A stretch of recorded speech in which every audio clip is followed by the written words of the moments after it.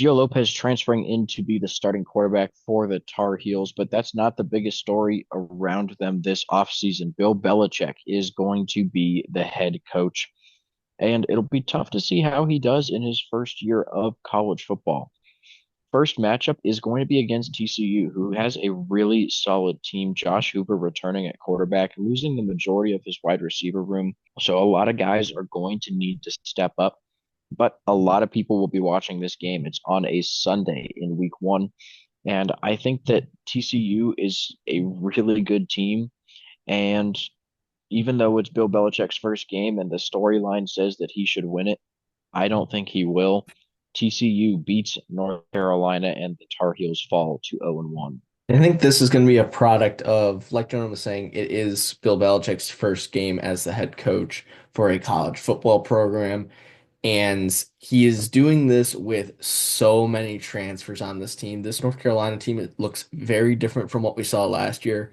And I think it's going to take a couple weeks to work out the kinks. And against a team like TCU that has a starting quarterback returning and a defense that is returning a lot of the production they had last year, I think TCU will be the more complete team for this game, even if it is a road game for the Horned Frogs. Following 2 weeks, though, are pretty easy for the Tar Heels. Bill Belichick will get his first two wins with a win on the road against Charlotte and a win at home against Richmond.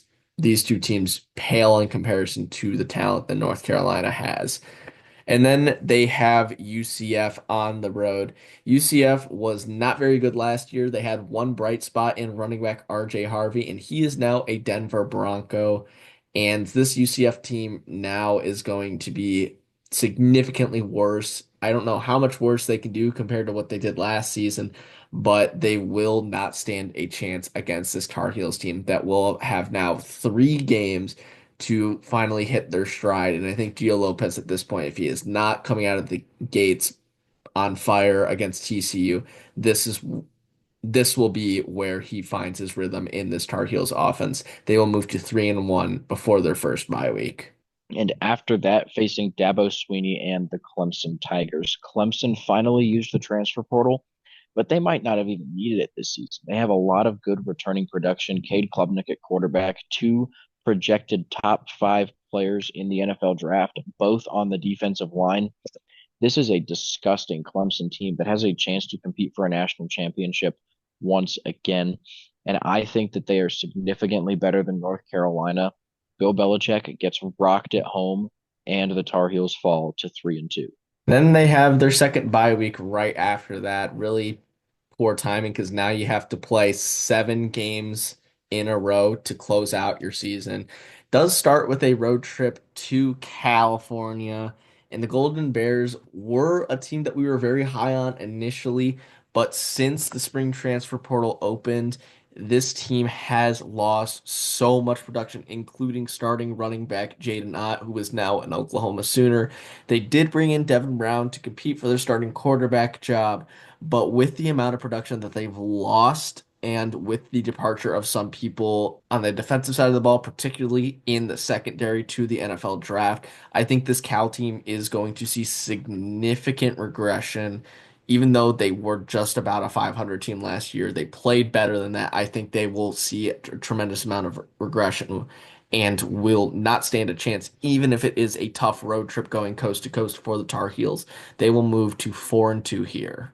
Next is Virginia, and the Cavaliers don't have a ton going for them this season. We do think that North Carolina is a significantly better team. And, Virginia has the ability to pull off an upset. We normally see one every year from them.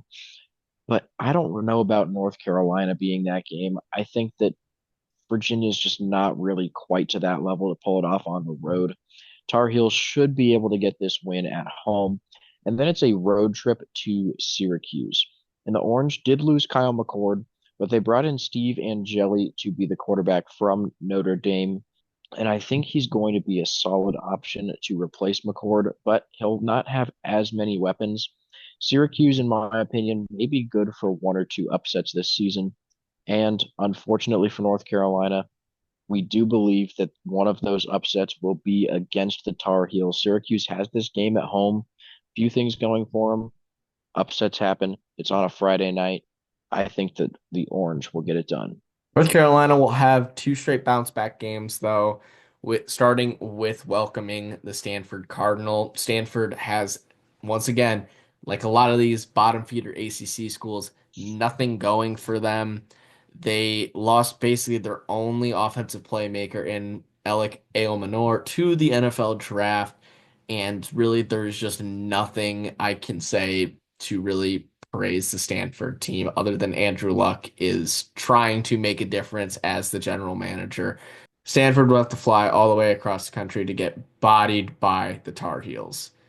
And the following week, North Carolina is on the road against Wake Forest. The Demon Deacons similarly really don't have much going for them. They do have a very solid running back returning in Damon Claiborne, and they do have South Carolina transfer quarterback Robbie Ashford. Wake Forest might see some slight improvement, but I think as a whole, this team just needs so much help that it's not going to make that much of a difference. North Carolina is the better team here once again, and they will move to 7-3 before they have their rivalry game against Duke. Be a really tough matchup with the Blue Devils. Darian Mensah transferring in from Tulane, getting paid $4 million. And I think that Duke is going to be a really good team. They've outperformed expectations the past few seasons. And I think that now people are starting to expect them to win between 7 to 9 games each year. North Carolina, though, is going to be a tough opponent. The Tar Heels have this one at home. I think it's going to be a really, really close game. It's about as 50-50 as it gets. But we are taking North Carolina to defend the home field advantage and head into the final week at 8-3. And their final game of the season will be against NC State.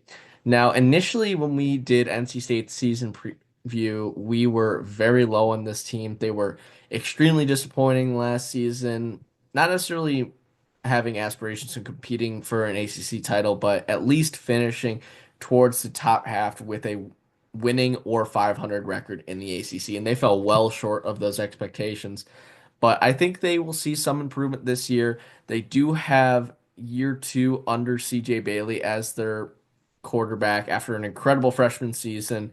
This team overall is just going to be very young, and I think will start to peak at the right time, especially at the end of the season here. North Carolina overall might be a slightly better team, but I think the youth of this NC State in a rivalry game that they will be hosting will be enough to push them over the edge and drop North Carolina to 8-4. Our way too early projection for the Tar Heels was 7.75 wins. We had them going 7-5 in our way too early predictions. We've upped the prediction just a little bit to 8-4. The projection came with it to 8.05 wins, 4.9 and 3.1 in ACC play. The floor going to be 7-5 for North Carolina this season. I think that the schedule honestly isn't that difficult. There's not a ton of games on here that they can lose. So 7-5, 4-4 in conference, going to be the worst case scenario. The ceiling, though, going to be 10-2, 7-1 in the ACC. There's a chance that North Carolina could push for a playoff, but I don't think it's going to happen in Belichick's first season. So thank you guys for watching. Please make sure to like and subscribe so you don't miss out on any of our other schedule prediction videos, and we will see you in the next one.